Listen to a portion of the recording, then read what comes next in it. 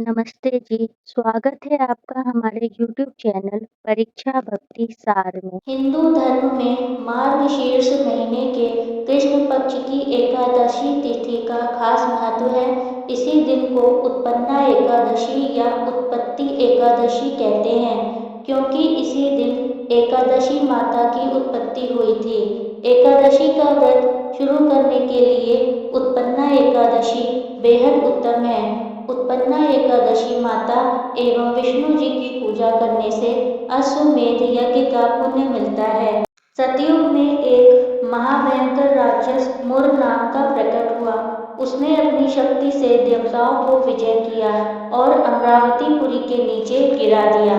बेचारे मृत्युलोक की गुफाओं में निवास करने लगे और कैलाशपति की शरण में जाकर दैत्य के अत्याचारों का तथा अपने महान दुख का वर्णन किया। शंकर जी कहने लगे, आप भगवान विष्णु की शरण में जाइए। आज्ञा पाकर सब देवता क्षीर सागर में गए। शेष की शैया पर भगवान शयन कर रहे थे।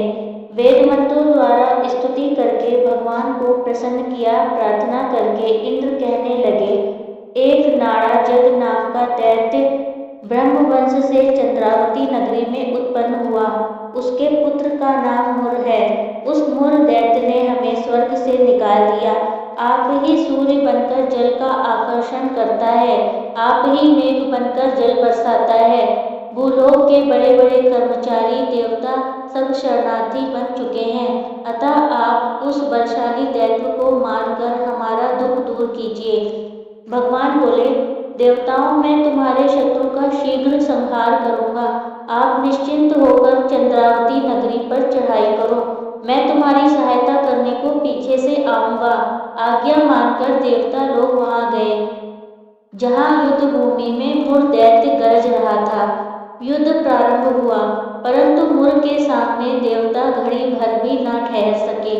भगवान विष्णु जी भी आ पहुंचे। सुदर्शन चक्र को आज्ञा दी, शत्रुओं का संहार करो। चक्र ने चारों ओर सफाई कर दी। मुर दैत्य का सिर न कट सका और न गदा उसकी गर्दन तोड़ सकी। भगवान ने सारंग धनुष हाथ में लिया। बाणों द्वारा युद्ध प्रारंभ हुआ, परंतु शत्रु को मार न सके। अंत में कुश्ती करने लगे। हजारों वर्ष व्यतीत हो गए, परंतु प्रभु का दाव अंध एक न सफल हुआ। मुर दैत्य पर्वत के समान कठोर था। प्रभु का शरीर कमल के समान कोमल था। थक गए मन में विश्राम की इच्छा उत्पन्न हुई। शत्रु को पीठ दिखाकर भाग चले। आपकी विश्राम भूमि बद्रिकाश्रम थी। वहां एक गुफा 12 योजन की थी। हेमवती उसका नाम था। उसमें घुस सो गए। मुर दैत्य भी पीछे पीछे चला आया। सोते हुए शत्रु को मारने के लिए तैयार हो गया। उस समय एक सुंदर कन्या प्रभु के शरीर से उत्पन्न हुई, जिसके हाथ में दिव्य शस्त्र थे। उसने मुर के अस्त्र शस्त्रों को टुकड़े टुकड़े कर दिए, रथ भी तोड़ दिया। फिर भी उस सूरवीर ने पीठ न दिखाई। कुश्ती करने को कन्या के समीप आया। कन्या ने धक्का मारकर गिरा दिया और कहा, यह मल्ल युद्ध का फल है। जब उठा तो उसका सिर काटकर कहा, यह हठ योग का फल है। मुर की सेना पाताल को भाग गई। भगवान निद्रा से जागे तो कन्या बोली, यह दैत्य आपको मारने की इच्छा करके आया था। मैंने आपके शरीर से उत्पन्न होकर इसका वध किया। भगवान बोले, तुमने सब देवताओं की रक्षा की है।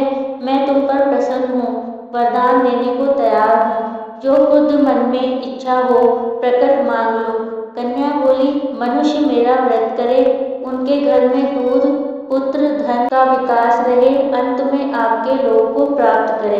भगवान बोले, तू एकादशी तिथि को उत्पन्न हुई है, इस कारण तेरा नाम एकादशी प्रसिद्ध होगा। जो श्रद्धा भक्ति से तेरा व्रत करे, उनको सब तीर्थों के स्नान का फल मिलेगा। घोर पापों से उद्धार करने वाला तेरा व्रत होगा।